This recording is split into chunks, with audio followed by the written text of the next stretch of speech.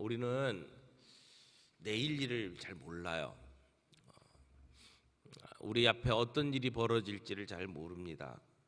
그것이 우리의 인생입니다. 그래서 우리는 앞으로 벌어질지 모르는 일들을 대비하기 위해서 참 많이 생각을 하죠. 내가 살아온 삶의 패턴을 분석합니다. 저는 그 열이 나는 음식을 먹으면 복통이 일어나거든요. 처음에는 왜 복통이 일어나는지를 잘 몰랐어요. 맛있는 식사 정말 잘했는데 1시간도 안 돼가지고 뭐 떼굴떼굴 구르니까, 그래서 몇 번 그런 일을 당하고 난 다음에는 분석을 하기 시작을 했습니다. 무슨 음식을 공통적으로 먹었을 때에 이런 사고가 일어나는지를 면밀히 살펴보니까 그때 저에게 문제가 됐던 것은 더덕이더라고요. 더덕을 아주 맛있게 먹었는데 더덕만 먹으면 그 다음에는 떼굴떼굴 구르는 거예요. 그 다음부터는 더덕을 피하죠. 인삼도 마찬가지예요. 그래서 인삼차 뭐 이런 거 마시면은 몸이 이렇게 조금씩 굳어오기 시작을 합니다. 그러니까 패턴을 알면 앞으로 어떤 일이 벌어질지를 예측을 하니까 피하게 되죠. 그래서 우리는 미래를 대비하기도 합니다. 그런데 성경에서는 우리에게 앞으로 다가올 일들을 예언을 하소 우리에게 그 말씀을 주실 때가 참 많습니다. 이스라엘 백성들에게 너희가 이렇게 살면 이렇게 될 것이다 라고 하는 앞으로 일어날 일들을 미리 말씀해 주시는 경우가 참 많습니다. 우리는 그것을 예언이라고 이야기를 합니다. 성경은 멸망이 오기 전에 미리 그 조짐을 알아챌 수 있도록 우리에게 예언을 해주고, 뿐만 아니라 그 멸망의 늪에서 빠져나올 수 있는 길들을 우리에게 가르쳐 줍니다. 우리가 함께 읽은 이 요엘서 2장은 여호와의 날을 예비하라 라고 하는 경고입니다. 근데 여호와의 날은 두 가지 성격이 있습니다. 하나님의 백성 이스라엘에게는 여호와의 날이 구원의 날입니다. 그러나 불순종의 백성들에게는 심판의 날입니다. 어떤 사람이 불량배에게 애꿎게 막 얻어맞고 있어요. 그때 호루라기를 불면서 경찰이 쫓아옵니다. 그러면 이 두 사람에게는 그 경찰이 오는 소리가 둘로 나뉘죠. 애매히 고난을 받는 사람에게는 그 경찰이 온다는 소리는 구원의 소리예요. 그런데 불량배에게는 심판의 소리죠.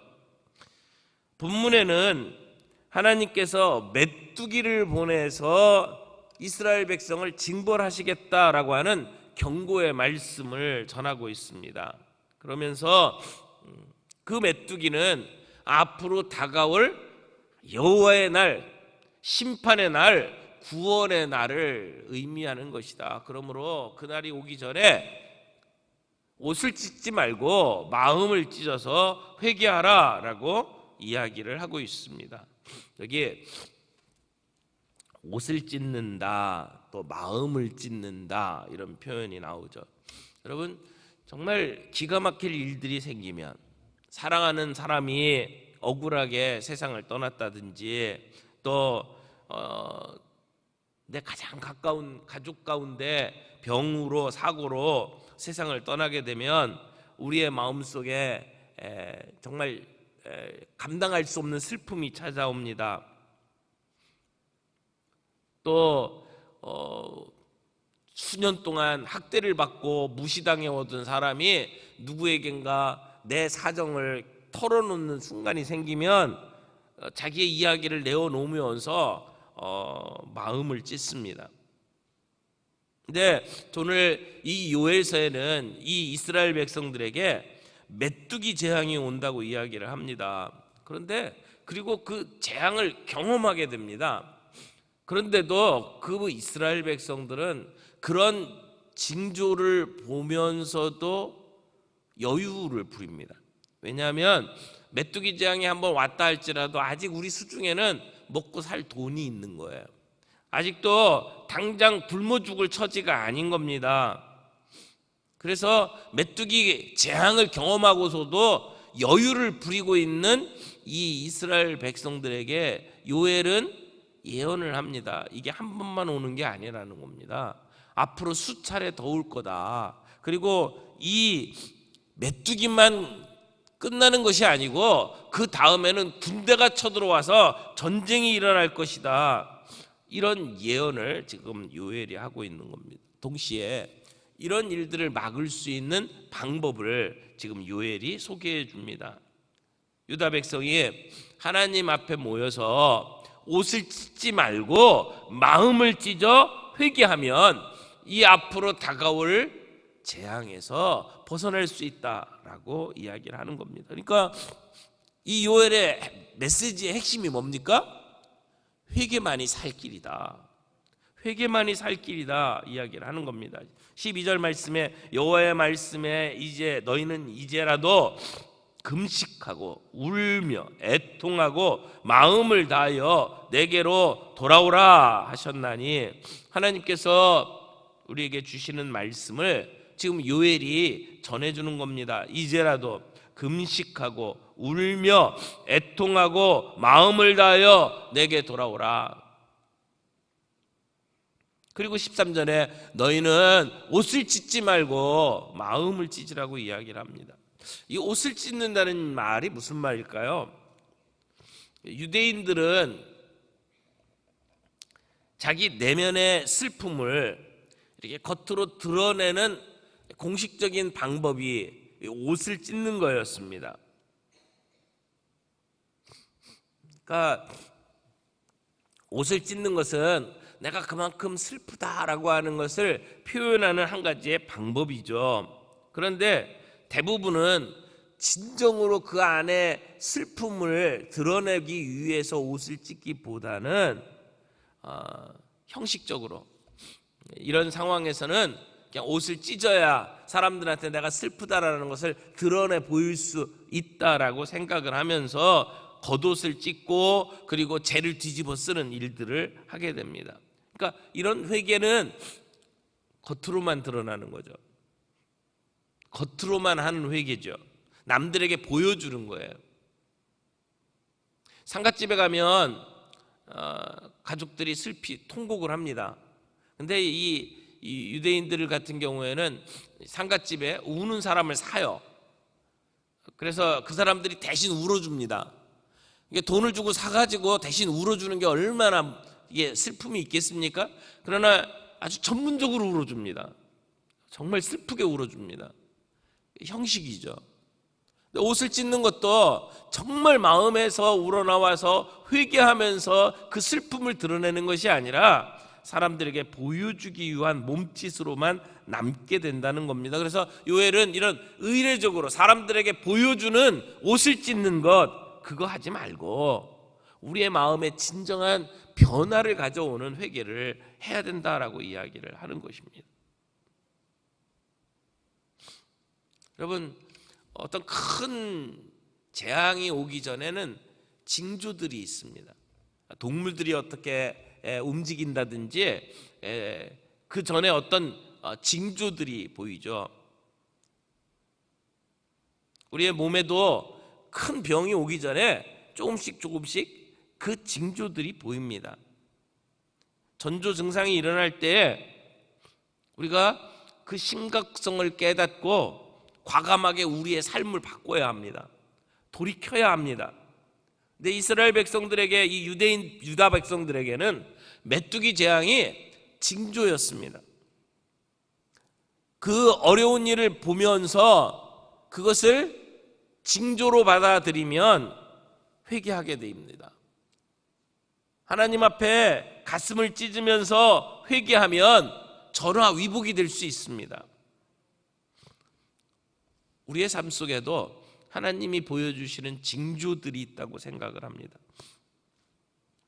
우리의 삶 속에 이런저런 사고들이 일어나고 온 국민이 슬픔에 젖어드는 그런 대형 참사가 일어나고 이 모든 일들은 어쩌면 우리에게 보여주시는 징조라고 생각을 합니다. 남들이야 어떻게 되든지 간에 나는 관계없다, 나만 아니면 된다 라는 식으로 살아간다면 하나님이 우리에게 보여주시는 징조를 보고도 우리는 무감각한 겁니다. 언젠가 그 일이 내일이 될 겁니다. 지금 우리의 문제들을 풀어가야 합니다. 회개해야 합니다. 요엘서 1장 4절에 보면 이런 말씀이 있습니다. 팥중이가 남긴 것을 메뚜기가 먹고 메뚜기가 먹은 것을 남긴 것을 느치가 먹고 느치가 남긴 것을 황충이 먹었도다. 여기 보면 듣도 보도 못한 이름이 나옵니다. 팥중이 들어보셨어요? 팥중이? 메뚜기는 들어봤죠. 그 다음에 느치, 황충 이런 게 나와요. 저 어렸을 때는 그 논바닥에 이렇게 돌아다니는 메뚜기 잡아가지고 기름에 튀겨 먹었거든요. 아마 드신 분들 계시죠. 예. 근데 요즘에는 메뚜기 보기가 힘들어졌어요. 하도 농약을 쳐대가지고 메뚜기도 보기가 힘든 일들이 있습니다. 근데 우리나라에서는 이런 메뚜기 재앙을 보기가 힘든데 중국이나 중동 지방에는 이 가끔 메뚜기가 때로 날라와가지고 온 그 식물을 다 이렇게 갉아먹는 그런 엄청난 일들이 벌어집니다. 메뚜기가 하늘을 덮으면 사방이 아주 깜깜해질 정도가 된답니다. 그리고 온 곳에 메뚜기가 뛰어노는 거예요. 그리고는 메뚜기가 날개 치는 소리가요, 그게 굉장히 듣기가 힘든가 봐요. 귀를 막아야만 할 정도고, 그리고 이 나무 그리고 이 식물들을 갉아먹는 소리, 그게 대단하답니다. 그리고는 한번 쫙 지나가면은요 아예 남는 게 없대요. 그 펄벅 여사가 지은 그 소설에도 이 그 메뚜기 재앙에 관한 그러한 설명이 표현이 나오기도 합니다만은 이런 일들이 종종 있습니다. 근데 자연 현상으로 메뚜기들이 날라온다, 그래서 이런 재앙이 우리에게 올 수 있다, 이렇게 생각할 수 있습니다. 그러나 지금 요엘은 이 유다 백성들에게 다가오는 이 메뚜기 재앙을 보면서 신앙적으로 보라고 이야기를 하고 있는 겁니다. 그저 메뚜기가 어떻게 일어나서 우리 동네를 쓸고 지나갔다, 그래서 이것은 그냥 어쩌다가 일어나는 자연재해다 이렇게 볼 것이 아니고 이것을 신앙의 눈으로 봐야 한다는 겁니다. 요엘은 어떻게 이 사건을 봅니까? 유다 백성이, 하나님의 백성이 하나님으로부터 멀어지면 이런 일이 일어난다고 이야기를 하는 거예요. 그리고 이 메뚜기는 우리를 향하여 보내시는 하나님의 경고음이다.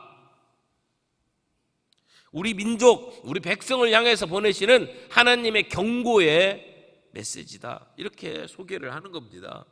그리고는 이 요엘 선지자가 이게 다가 아니라고 이야기를 하는 겁니다. 몇 차례 메뚜기가 다시 찾아올 것이고 나중에는 엄청난 재앙이 우리를 기다린다라고 소개를 하는 겁니다. 우리의 눈앞에 벌어지는 모습을 보고도 우리가 나는 괜찮다라고 생각을 하고 있다면 그것은 어리석은 일입니다. 미련한 일입니다. 언젠가 결국 그도 망하게 될 것입니다. 그러므로 어떻게 하라고요? 회개하라고요. 옷을 찢지 말고 마음을 찢어 회개하라고 이야기를 합니다. 여러분, 회개가 뭡니까? 회개는 단순히 내가 잘못했다라고 뉘우치는 것을 얘기하는 것이 아닙니다. 그걸 넘어서서 유턴하는 것을 말합니다. 진정한 회개는 잘못된 길을 가다가 돌아서는 것을 이야기를 합니다. 우리가 자동차 운전할 때 유턴하지 않습니까? 회개는 유턴입니다. 그래서 회개에는 진정성이 필요합니다. 회개할 때는 오늘 말씀처럼 금식하며 울며 애통하며 마음을 다하며, 이 모든 표현이 뭘 얘기하는 겁니까? 진정성이 있어야 된다는 겁니다. 형식적인 회개하면 안 된다는 겁니다. 그래서 옷을 찢지 말고 마음을 찢어서 여호와 하나님 앞에 돌아가야 된다고 이야기를 합니다. 그러니까 진정한 회개, 진정한 유턴은 우리의 삶에 변화가 일어나는 것을 이야기하는 것이죠.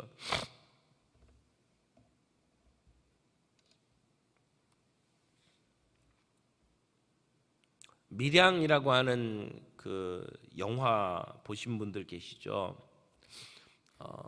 밀양이라고 하는 그 영화는 용서라고 하는 것이 무엇인지를 묻고 있습니다.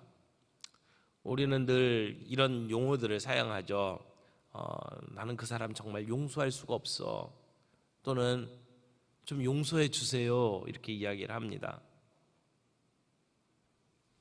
우리의 표현 속에 용서라는 말이 생각보다 많습니다. 그 밀양이라고 하는 영화에 보면 주인공 그 신혜라고 하는 분의 어린 아들이 무참하게 살해당합니다. 근데 그 사건 때문에 신혜는 기독교인이 되지요. 그래서 말씀을 보고 찬양하고 예배드리는 가운데에 자기 아들을 죽인 남자를 용서하려고 합니다. 그래서 그 감옥에 있는 그 사람을 찾아가 가지고 직접 만나서 내가 용서하겠다 이렇게 생각을 하고 찾아가는데, 감옥 속에서 그 사람이 예수님을 만났어요. 그리고는 회개하고 용서를 받았다는 겁니다. 그래서 자기가 죽인 그 아들의 엄마가 자기를 면회하러 왔을 때에 나는 내 죄 회개하고 용서 받았다고 이야기를 하는 겁니다. 그 이야기를 들었을 때 신혜라고 하는 분이 까무러치죠. 자기가 해야 되는 용서를 자기 혼자서 스스로 받았다는 겁니다. 그러니까 살인범이 내가 예수를 믿고 회개하고 용서받았다라고 하는 그 말에 격분하죠. 그리고 기독교의 신을 거부하게 됩니다.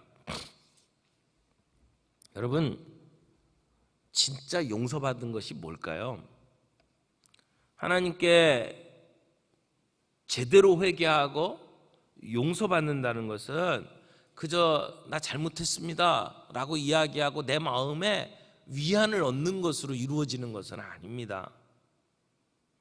내가 사람을 죽인 것에 대한 행위를 고백하고 그 행위로부터 내가 나를 분리시켜야 합니다. 그리고 그런 행위를 비판해야 되고 그런 행위가 일어나지 않도록 갈망해야 합니다. 그리고 그 살인의 피해자에게 찾아가서 그 고통을 치유하는 일까지 해야 합니다. 그저 하나님 내가 잘못했습니다 그렇게 말하는 것으로 회개가 일어나고 그것으로 용서가 일어나는 것은 아닙니다.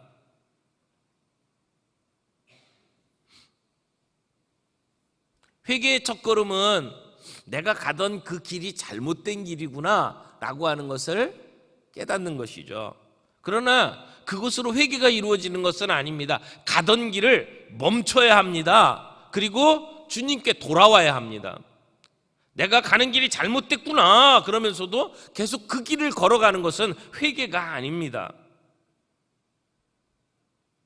오늘 하나님은 우리들에게 이야기를 합니다. 우리의 가던 길을 멈춰라. 그리고 돌아서라.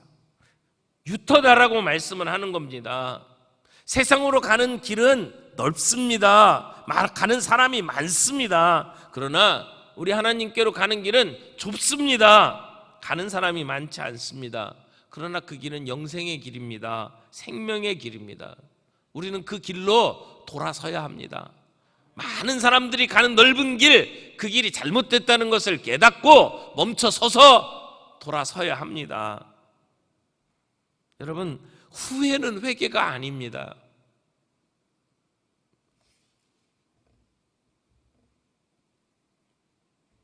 잘못 가는 줄 알았다면 유턴을 해야 합니다. 그저 가다 서다를 반복하는 것은 결코 회개가 아닙니다. 여기 마음을 찢는다라고 표현을 했죠. 마음은 우리의 생각, 우리의 의지, 우리의 감정이 담겨져 있는 곳입니다. 그러니까 마음을 찢는다라고 하는 것은 결코 쉽지 않은 일을 이야기하는 겁니다. 수술을 통해서 우리 몸 안에 있는 암덩어리를 제거하는 것 같은 그런 행동을 마음을 찢는다고 표현을 하는 겁니다. 우리는 용기를 내서 돌아가야 합니다. 어디로 돌아가요? 좁은 길로, 하나님이 원하시는 길로, 말씀의 자리로, 기도의 자리로, 예배의 자리로 돌아가야 합니다.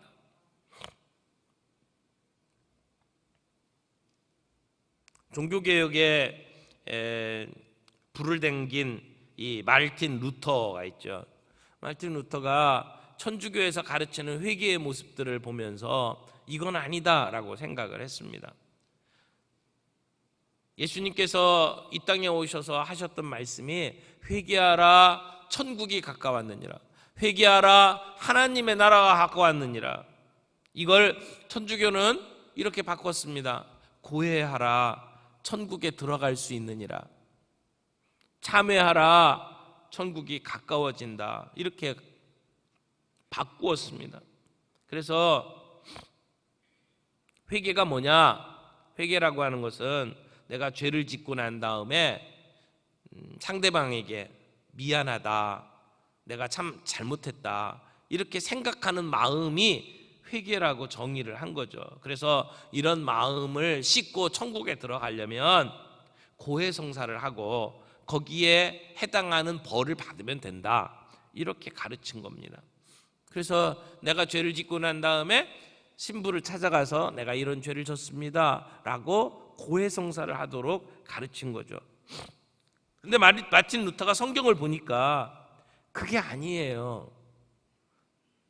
우리가 뭐를 했다고 우리의 죄가 씻음받을 수 있는 게 아니라는 것을 루터는 깨달았습니다. 오직 예수 그리스도 십자가의 공로로 우리는 값없이 죄사함을 받는다라고 하는 사실을 깨닫게 되었죠. 그래서 예수님의 십자가를 붙들고 그 앞에 나와서 우리의 잘못된 것을 내려놓는 것이 회개라고 마틴 루터가 가르친 겁니다. 오직 하나님의 은혜로 우리는 죄 용서함을 받고 그 죄를 인정하고 그리고 그 죄를 버리고 유턴하는 것이 회개다라고 루터가 가르쳤습니다. 물론 우리는 다시 그 죄에 빠질 수도 있습니다. 우리는 연약한 존재이기 때문에 회개하고도 다시 그 죄에 빠집니다. 그러나 진정한 회개는 내가 뭔가를 해서가 아니라 하나님의 은혜를 믿고 결단할 때에 우리에게 오는 것이 진짜 회개입니다. 오늘 이 요엘서의 말씀은 이 번역의 순서가 히브리어 성경과 한글 성경이 조금 이렇게 순서가 달라요. 12절에 여호와의 말씀에 너희는 이제라도 금식하고 울며, 이렇게 번역이 됐죠. 근데 히브리어 성경에는 제일 먼저 어떤 말이 나오냐면 그러나 설사 이제라도 라는 말이 제일 먼저 나옵니다. 같은 말이지만 말의 순서를 어디에 놓느냐에 따라서 강조점이 달라집니다. 근데 12절에 말씀을 시작을 하면서 그러나 이제라도 라고 하는 말로 시작을 하고 있다면 강조점이 달라지는 거죠. 이 말은 무슨 말입니까? 이제라도 라는 말을 강조하는 것은 회개하기에 아직도 늦지는 않았다라고 하는 이야기입니다. 아직도 하나님이 우리를 기다리고 계신다라고 하는 이야기예요.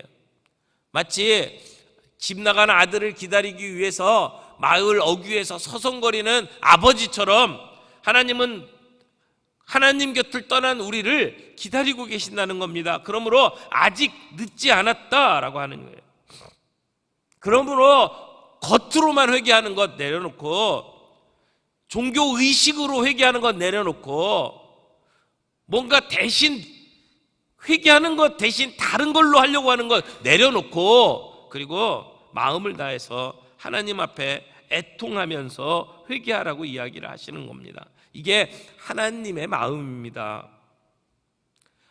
하나님께서 우리에게 이런 재앙을 보내시겠다라고 하는 것은 벌 주는 것에 목적이 있는 것이 아닙니다. 우리를 돌아오게 하려고 하는 것에 하나님의 목적이 있는 겁니다. 하나님께 돌아올 때 우리는 진정한 안식을 누릴 수가 있습니다. 그래서 몽둥이로 얻어맞고서라도, 재앙을 통해서라도 우리가 깨닫고 돌아오기를 원하는 것이 하나님의 마음입니다. 그러므로 우리의 삶 속에 하나님이 들었던 회초리가 무엇인지를 우리는 영적인 눈으로 돌아볼 필요가 있습니다. 이제라도 얻어맞고 좀 늦은 감이 있더라도 회개하고 돌아와야 산다는 것입니다. 그런데 여기 또 중요한 단어 하나가 있습니다. 요하에서 우리 읽었던 그 다음 절에 14절에 보면 주께서 혹시 마음과 뜻을 돌이키시고 그 뒤에 복을 내리사 너희 하나님 여호와께 소제와 전제를 드리게 하지 아니하실는지 누가 알겠느냐? 혹시 알겠느냐? 이런 이야기를 합니다. 이 얘기는 우리가 회개한다 하더라도 구원을 베푸시는 것은 하나님의 주권에 달려 있다는 것을 이야기하는 거죠. 여러분, 내가 회개했으니까 죄 용서는 무조건 해주셔야지, 내가 회개하면 죄 용서 주는 거지, 이렇게 생각을 하는 것이 아니라는 겁니다. 다만 겸손하게, 죄 용서는 하나님의 주권에 해당하는 것이니까 우리가 그 앞에 엎드려서 그분의 은혜를 간구하는 것밖에 없다라고 하는 것을 이야기를 하는 겁니다. 여러분, 성경에 보면 회개해서 구원받은 어떤 예들이 여러 군데 나오죠. 가장 대표적인 예가 아마 요나서에 나오는 이야기가 아닐까 싶습니다. 니느웨에 가서 요나가 회개하라고 외칩니다. 근데 하나님께서 요나에게 가서 니느웨 백성에게 회개하라 외치라고 그랬는데, 이 요나는요 너무 기분이 나빴어요. 이 니느웨 사람들, 이 아수르 사람들이 얼마나 악한 사람인지 알고 있거든요. 그리고 자기 민족을 얼마나 괴롭히는지 알고 있거든요. 근데 이 왼수 같은 아수르 사람한테 가갖고 회개하면 용서해 주신다, 이 메시지를 전하려고 하니까 너무 힘든 거예요. 그래가지고는 가가지고 전하기는 전하는데 사람들이 알아들을 수 있도록 설명을 해야 될 거 아니에요. 냅다 달리면서 못 알아듣도록, 이쪽에 있는 사람은 회, 이쪽 좀 하고 개, 이쪽 좀 하면 하, 이쪽 와서 라, 이렇게 들을 정도로 냅다 달리면서 그냥 외치고 말아요. 정말 성의 없게 말씀을 전했는데요, 웬일이에요? 그 성의 없게 던져준 메시지를 듣고 이 니느웨 사람들이 회개를 하는 거예요. 선택받은 민족도 아니에요. 하나님의 백성이라고 말할 수도 없는 이방인들이에요. 근데 그들이 그 말을 듣고 회개하는 거예요. 그때 하나님의 은혜가 임합니다. 요나는요 말대로 그들이 회개하고 그리고 그 가운데 은혜가 임하는 걸 보고 막 속이 뒤집힙니다. 그래서 불평하잖아요. 하나님 앞에 어떻게 그런 일이 있을 수 있냐고. 여러분, 하나님의 은혜는 전적으로 하나님의 주권에 달려 있습니다.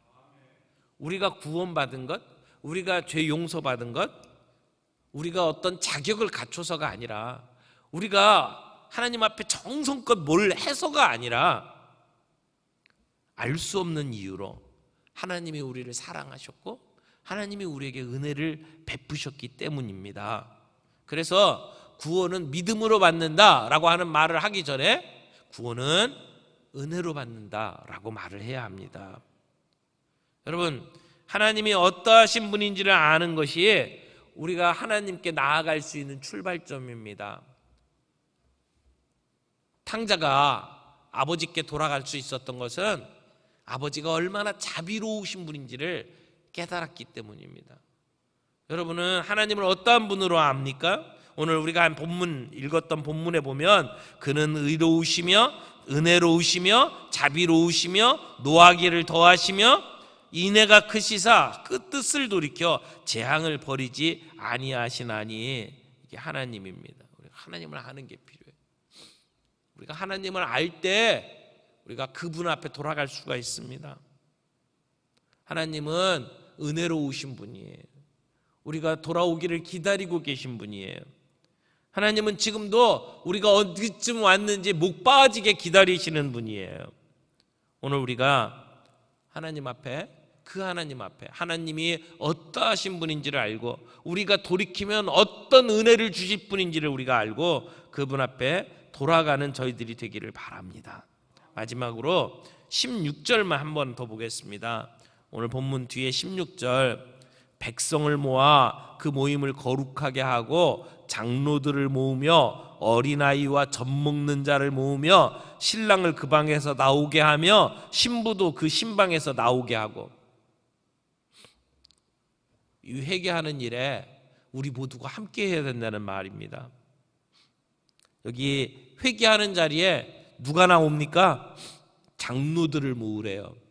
나이가 많고 권위가 있는 분들, 체면이 있어서 이런 회개하는 자리에는 안 나와도 된다고 생각할 수 있는 그런 분들도 나와야 된다는 겁니다. 어린아이와 젖 먹이는 자도 나와야 합니다. 어린아이들, 야 너희들은 나가서 놀아, 그게 아닙니다. 아이들도 나와서 함께 회개해야 된다는 겁니다. 신랑 신부 얼마나 행복합니까? 얼마나 달콤한 시간입니까? 그런데 그들을 신방에서 나와서 회개하는 자리로 나오도록 해야 된다는 겁니다. 이 재앙의 날에, 이 위기의 날에 우리는 모든 연령층이 누구나 할 것 없이 나와서 하나님 앞에 회개하는 일을 해야 된다는 겁니다. 그때 하나님께서는